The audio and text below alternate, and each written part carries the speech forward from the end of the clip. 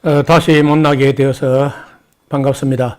오늘은 사람을 창조하신 목적은 무엇인가? 아무도 묻지 않을 때는 알았던 것 같은데 막상 누가 물으면 아무든지 이게 대답하기가 그리 쉽지 않은 주제예요.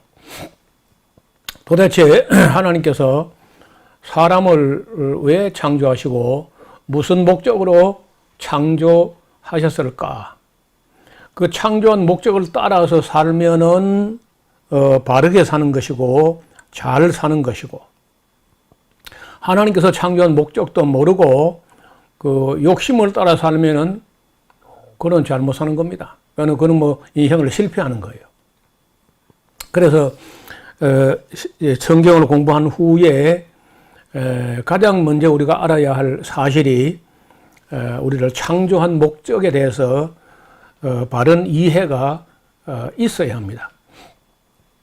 단지 그저 교회 다닌다 혹은 뭐 예수 믿는다 이것까지 되는 게 아니고, 우리 인간을 창조한 목적을 바르게 알고 그 목적을 깨닫고 그 목적에 맞추어 성실히 살아야 그게 바르게 사는 것이고 그게 성공한 삶이 돼요.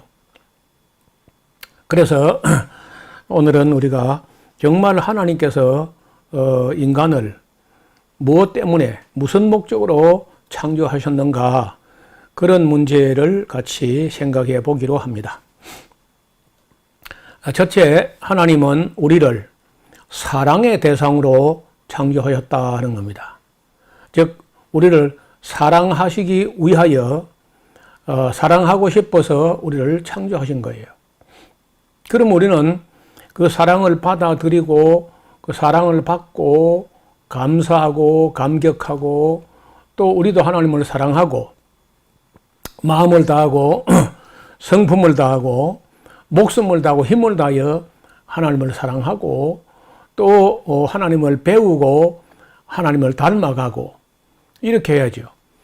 사랑하면은 서로 닮다, 그런 말이 있어요. 부부가 정말 서로 사랑하고 오랫도록 같이 살면은 범사에 닮아갑니다. 마찬가지로 우리가 하나님의 형상대로 지음을 받은 우리 인간들이 하나님의 사랑을 받아들이고 그 사랑에 감격하고 감사하고, 그리고 감동받아서 또 하나님을 사랑하고 또 이웃도 사랑하고, 하나님께서 또 창조하신 무생명들, 하나님의 작품으로 지음받은 모든 생명들을 다 사랑하고 관리하고 다스리고, 이런 사명을 띠고 인간이 창조되었기 때문에 먼저 우리가 알 것은, 하나님이 우리를 사랑하시고자 할 때 우리는 그 사랑을 달게 감격함으로 받아들여야 돼요. 우리가 하나님을 믿는다 혹은 예수님을 믿는다 할 때 그분이 우리를 사랑하시는 줄을 믿는 거야. 하나님 뭐 계신 거 믿는 거 그 믿음 아니야. 그거 갖고는 안 돼. 바리새인들도 하나님 계신 걸 믿었습니다. 사두개인들도 예수님 말씀하시던 그 독사의 자식들도 하나님이 계신 거, 하나님 한 분인 거 이런 거 다 믿었죠. 근데 뭘 못했느냐? 하나님이 우리를 사랑하신다는 사실을 믿지 못했고, 또 그들은 하나님을 사랑하지 않았어요. 아무리 하나님 계신 거 인정한다 손 쳐도 하나님을 사랑하지 않으면 아무것도 아닙니다. 예수님께서 그 바리새인들 보고 요한복음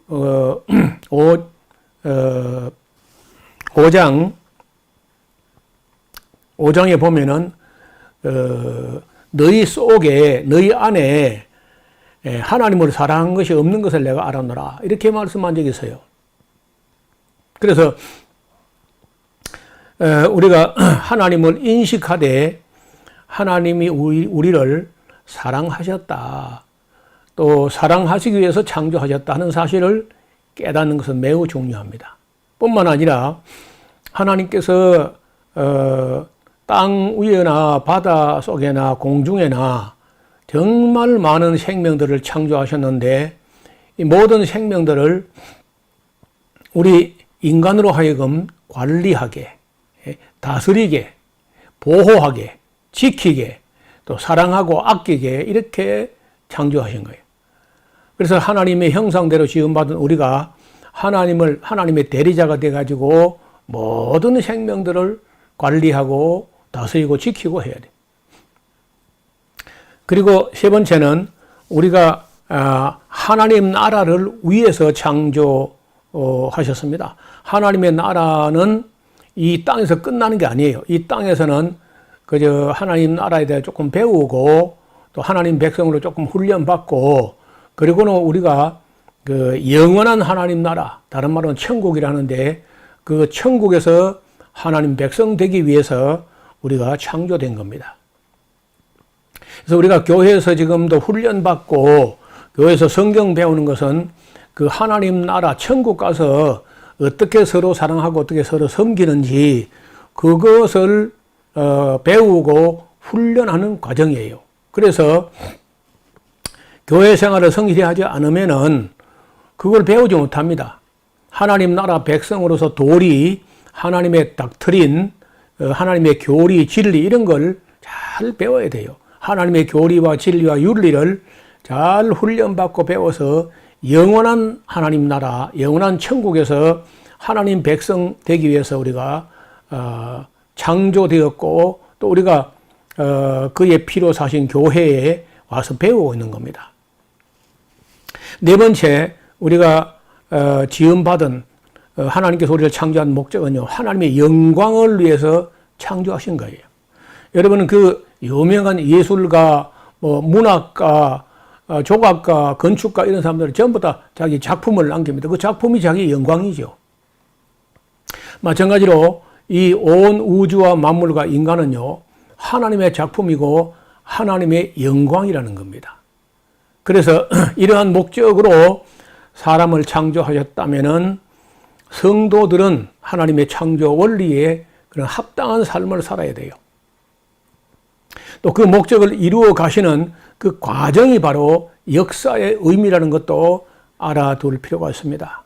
따라서 우리 각 사람, 각 성도들은 이 모든 일을 위해서 자신의 사명을 밝히 인식하고 그 사명을 완수하는 삶을 살아야 그게 바로 사는 삶이고 성공한 삶이야. 돈 많이 벌고 뭐 세상에 출세하고 이게 성공한 게 아니고 하나님 창조하신 목적에 맞게 자기 사명을 깨닫고 그 사명을 다하고 다해서 그 예수님처럼 마지막 순간에 다 이루었다.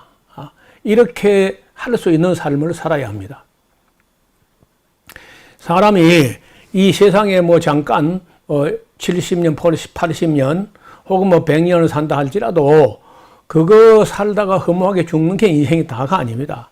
세상에서 잠깐 사는 것은 영원한 나라에 들어갈 사람들을 선별하고 교육하고 훈련하고 다듬는 그런 과정이라고 할 수 있습니다. 따라서 우리가 이 세상에서 때로는 고난도 당하고 어려움도 겪지만은 그런 것은 장차 우리에게 나타날 영광하고는 비교할 수가 없습니다. 사도 바울이 로마서 8장 18절에 생각컨대 현재의 고난은 장차 우리에게 나타날 영광과 좋게 비교할 수 없다. 이런 말씀을 하셨어요. 그리고 고린도전서 15장 58절에 바울이 말하기를 그러므로 내 사랑하는 형제들아 견고하며 견실하며 흔들리지 말고 항상 주의 일에 더욱 힘쓰는 자들이 되라. 이는 너희 수고가 주 안에서 헛되지 않은 줄 알미라. 그렇습니다. 우리가 이 세상에서 하나님의 나라를 위해서 훈련받고 연단받고 교육받고 다듬어지고 이러하는 과정에서 뭐 이런저런 약간 어려움이 있다 할지라도 그것은 장차 우리에게 주어질 상급이나 그 영광에 비해서 아무것도 아니라는 거예요.